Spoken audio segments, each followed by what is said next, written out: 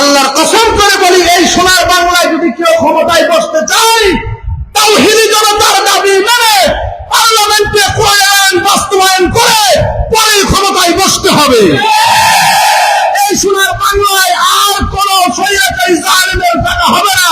গোটা 15.5 বছর স্বৈরাচার যেভাবে বাংলার মানুষকে রক্তগুলো চুষে চুষে খেয়েছে, এই সোনার বাংলাদেশে আর পর কোনদিন কোন স্বৈরাচারকে তাওহীদি জনতার রক্ত চুষে খেতে দেওয়া হবে না। এই সোনার বাংলাদেশ হবে কোরআন সুন্নাহর বাংলাদেশ। কারা কারা রাজি আছেন? আমার ফোন দিয়ে কয়, হুজুর আজকে গরম কোনো আলোচনা করেন না, নামাজের পরে তো সমাবেশ আছে, এমন তো। আমি বলছি মিয়া আগের দিন বাগে খাইছে, বাংলাদেশ কোরআন সুন্নাহর বাংলাদেশ হয়েছে। কোন দালাল চাটুকারের জায়গা সোনার বাংলার ভোট বাজার হবে না। এই জন্য দুনিয়ার মুসলমান হয়। আমি পরে বেশি কথা কই না, ফোনটা কাটে দিচ্ছি। এখনো কি আগের দিন আছে? আগে থানার থেকেও ফোন দিয়া বলতো এই কথা কথা, মানে যে আমার সামনে উপস্থিত আছে অনেকটা আমারে সরাসরি না বললে আমাদের মহারকান পরিবার অনেকের মাধ্যমে আমারা জানাইতো যে উস্কানিমূলক বক্তৃতা হুজুর দিয়েন না। এখন উপস্থিত আছে, উনি এখনো উপস্থিত আছে এখানে। ওনাকে ফোন দিত, আমি যখন পাত্তা দিতাম না তখন ওনাকে ফোন দিত। আগের দিন শেষ। আল্লাহর কসম করে বলি, এই সোনার বাংলায় যদি কেউ ক্ষমতায় বসতে চায়, তাওহীদি জনতার দাবি মেনে পার্লামেন্টে কোরআন আইন বাস্তবায়ন করে পরে ক্ষমতায় বসতে হবে। এই সোনার বাংলায় আর কোন স্বৈরাচারী জালেমের টাকা হবে না। গোটা 15.5 বছর স্বৈরাচার যেভাবে বাংলার মানুষকে রক্তগুলো চুষে চুষে খেয়েছে, এই সোনার বাংলাদেশে আর পর কোনদিন কোন স্বৈরাচারকে তাওহীদি জনতার রক্ত চুষে খেতে দেওয়া হবে না। এই সোনার বাংলাদেশ হবে কোরআন সুন্নাহর বাংলাদেশ। কারা কারা রাজি আছেন? আল্লাহ সবাইকে কবুল করুক, আমিন। হাত নামা। এই জন্য কারো দালালি চলবে না। কোরআন সুন্নাহর বাংলাদেশ হবে সোনার বাংলা। এই সোনার বাংলাদেশে আল্লাহ বলছেন দাঁড়াই না করে তার কি করবা তোমরা? ইসলামের ভিতরে প্রবেশ করো। কিসের ভিতরে? ইসলামে প্রবেশ করো। আজকে কিছু মানুষ আছে মাসের 25 দিন বাংলাদেশে দেহতা নিয়ে থাকে, 5 দিন গিয়া ভারতে গিয়া বাংলাদেশের বদনাম করে। কিভাবে দেশের বদনাম করা যায় সেই চিন্তা ভাবনায় মগ্ন থাকে। কথা বলেন ঠিক কিনা? আওয়াজ দিয়ে বলতে হবে ঠিক কিনা? মাসের 25 দিন দেহর মনটা নিয়ে বাংলাদেশে থাকে, আর 5 দিন গিয়া ভারতে গিয়া বাংলাদেশের ব্যাপারে কাটি এবং নাটি লড়ায়। কথা বলেন ঠিক কিনা?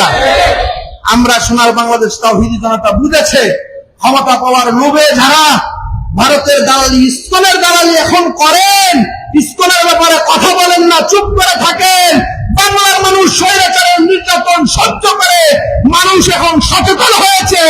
ভারতের দালালি করে যদি, ইসকনের সাহায্য করে যদি আবার বাংলার মানুষের সাইফুলের মতো অন্য কারো জীবন নিয়ে টানা হেঁচড়া করা হয়, গোটা বাংলার জনতা আপনাদেরকে পুনরায় জুতা পিটা করে আবার বাংলাদেশ। এই জন্য এই কথা ভাবিয়েন না যে আপনারা পেয়ে গেছেন। আপনি সবার ব্যাপারে কথা বললেন, আলেম ওলামা সাধারণ তাওহীদি জনতা দাড়ি টুপি কলেজ ইউনিভার্সিটিতে দেখলে শিবির বলে গালি দিলেন। সেই প্রথম আলোর আপনি প্রমোট করেন, তারা সাপোর্ট করেন। আর সাইফুল ইসলাম আলিম ভাই মারা গেল, মা তার সন্তান হারালো, সন্তান তার বাবা হারালো, স্ত্রী তার স্বামী হারালো, এর জবাব কে দিবে? তার ব্যাপারে আপনার মুখ দিয়ে কোনো কথা বলতে দেখি না। দুধের শিশু এখনো বাবা বাবা বলে চিৎকার করে, বাবাকে এখনো সে বুঝতে পারে নাই তার বাবার সাথে আর কোনোদিন তার দেখা হবে না। এখনো সে বুঝতে পারে নাই। আজকে সকালবেলা নিউজে দেখলাম তার মেয়েটা বাবা বাবা করে বলছে যে বাবা ঢাকা গেছে, বাবা আসবে, বাবা ঢাকা গেছে, বাবা আসবে। একটা 2-2.5 বছরের শিশুর আর্তনাদ, তার মনের আশা সে তার বাবার অপেক্ষায় কিয়ামত পর্যন্ত থাকলে তার বাবা আর আসবে। তাহলে এই দুগ্ধপুষ্য সন্তানের আর্তনাদ যখন বড় হলে সে বুঝতে পারবে তার বাবাকে নিঃসন্নভাবে হত্যা করা হয়েছে, তাহলে এই গাছটির কাছে যখন আপনাদেরকে প্রশ্ন করবে আমার বাবাকে কেন মারা হলো, 95-96 ভাগ মুসলিম অধ্যুষিত এই দেশে আমার বাবাকে কেন হত্যা করা হলো, আপনারা কোথায় ছিলেন? জবাব দিতে পারবেন? কথা বলেন পারবেন? সামান্য কিছু সংখ্যালঘুরা যারা কিনা চিন্তা করে যে আমরা গৌর গোবিন্দর মতো তাদের গৌর গোবিন্দর ভূমিকা নিয়ে তারা মাঠে নেমে মুসলমানদের উপরে আক্রমণ করে। আল্লাহর কসম করে বলি, তোমরা যদি গৌর গোবিন্দর ভূমিকা পালন করে মাঠে নামতে পারো, আমরা শাহজালালের ভূমিকা পালন করে মাঠে নামবো। আমরা শাহজালালের ভূমিকা পালন করে মাঠে নামবো। তোমরা গোবিন্দর ভূমিকা পালন করবা, আমরা বসে বসে আঙ্গুল চুষবো। প্রয়োজনে নবীর মতো তরবারি উঠায়া একটা একটা কাফেরকে দুনিয়া থেকে বিদায় করে জাহান্নামে পাঠাবো। আমাদের উপরে আক্রমণ করবা, আমরা চুপ করে থাকবো। আমার ভাইকে হত্যা করবো অন্যায় ভাবে, এটা আমরা 95-96 মুসলমান উদ্দেশিত এটা আমরা মেনে নিতে পারি না। কথা বলেন ঠিক কিনা?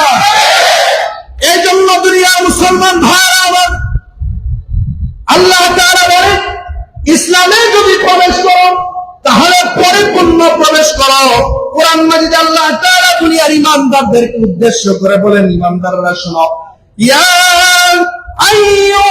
আইয়ুহাল্লাযীনা আমানু দুখুলু ফিস-সিলমি কাফা